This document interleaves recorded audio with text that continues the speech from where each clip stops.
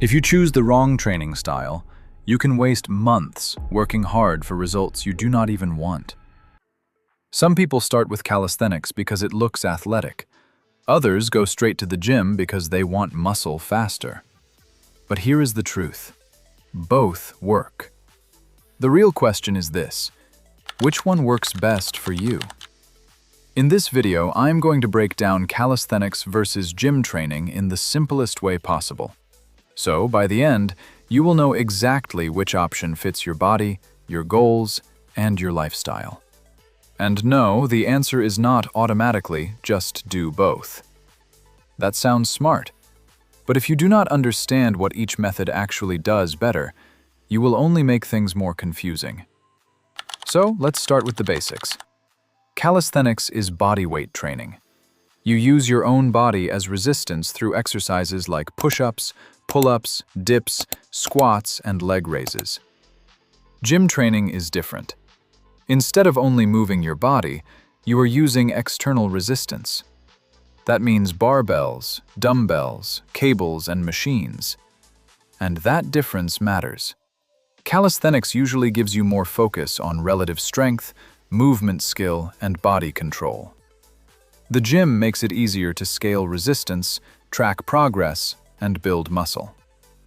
So this is not really a battle of which one works. It is a question of what kind of result you want faster. Now here is where a lot of beginners get surprised. Calisthenics looks simple, but for many people, it actually feels harder on day one. Why? Because your body weight might already be too heavy for your current strength level.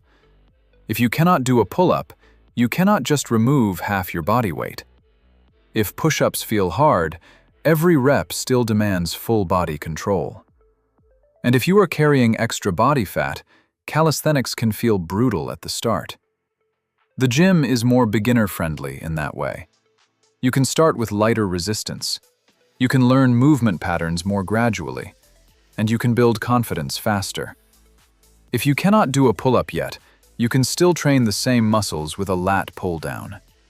If bodyweight squats feel awkward, you can use simpler movements or machines to build strength first. That is why the gym is usually the easier starting point for complete beginners. Now let's talk about muscle.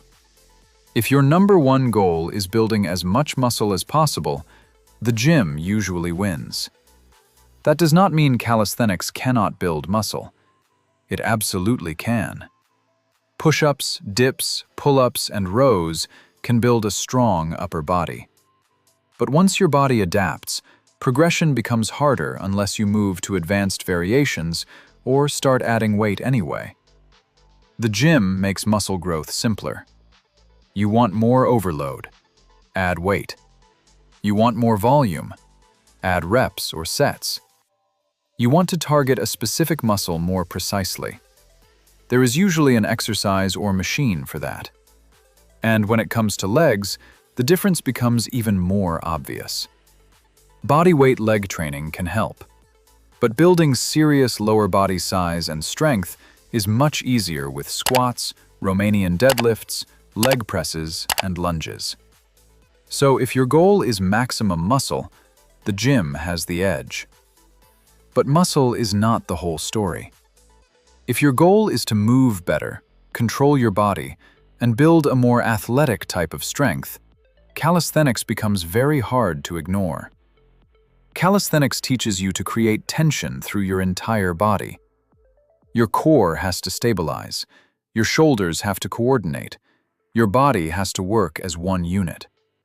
That is why calisthenics athletes often look lean, balanced, and highly capable. It is not just about being strong. It is about being able to use your strength. So if you care about body control, movement quality, and skill development, calisthenics has a real advantage. Now let's talk about progress. This part matters more than people think, because progress keeps people motivated. In the gym, progress is easy to measure. If you lifted 20 pounds last month and 25 pounds today, that is progress. If you got 8 reps before and now you get 10, that is progress too. It is clear, it is trackable, and it feels rewarding. Calisthenics progression is different. Sometimes progress means getting your first clean push-up. Sometimes it means spending weeks working toward your first pull-up. Sometimes it means unlocking a harder variation after a long stretch of practice. That can feel incredibly satisfying, but it can also feel slower. So if you love numbers, measurable wins, and obvious progression, the gym usually feels better. If you enjoy skill mastery and long-term progression, calisthenics can be very rewarding. Now let's clear up one of the biggest myths. If your goal is fat loss, neither calisthenics nor the gym is magic on its own. Fat loss mostly comes down to a calorie deficit. That is the foundation. Training still matters. It helps you preserve muscle. It improves fitness, and it shapes your body while the fat comes off. But if your nutrition is off, neither training style will save you. That said, the gym can be easier for overweight beginners. Machines and adjustable resistance make it easier to start, and most gyms also give you cardio options in the same place. Calisthenics can still work during fat loss, but for some people, bodyweight movements feel discouraging at first because they are trying to move too much weight too soon. Now, here is the real deciding factor: consistency. Because the best training style is the one you can actually stick with. Calisthenics gives you freedom. You can train at home, outside, at a park, or while traveling. No commute, no membership, no waiting for equipment. The gym gives you structure, a dedicated place, more tools, a routine that feels more locked in. For some people, that structure makes everything easier. For others, the freedom of calisthenics is what keeps them consistent. So ask yourself this: what are you more likely to keep doing for the next 6 months? Not what looks coolest on social media, not what sounds more impressive.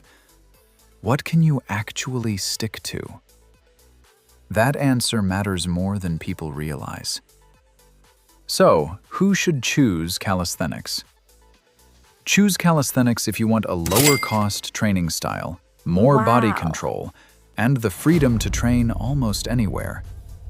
It is also a great fit if you enjoy skill progression and athletic movement. Now, who should choose the gym? Choose the gym if you want faster muscle growth, clearer progression, and more scalable resistance. It is usually the better option for beginners, and it has a major advantage when it comes to lower body development. And honestly, for a lot of people, the best answer is not choosing only one forever. A hybrid approach works extremely well. Weights can help you build muscle and strengthen your legs. Calisthenics can improve your core strength, body control, and movement quality. Put together, they can give you size, strength, and athleticism at the same time. So here is the final verdict. Both calisthenics and the gym can work. The better option is the one that matches your goals and keeps you consistent long enough to see real results. Pick a path, stay patient, keep improving, and let the results build over time. If this video helped you, subscribe to Body Architect for more straight-to-the-point fitness content. And now, I want to hear from you. If you had to choose one for the next 6 months, would you pick calisthenics or the gym?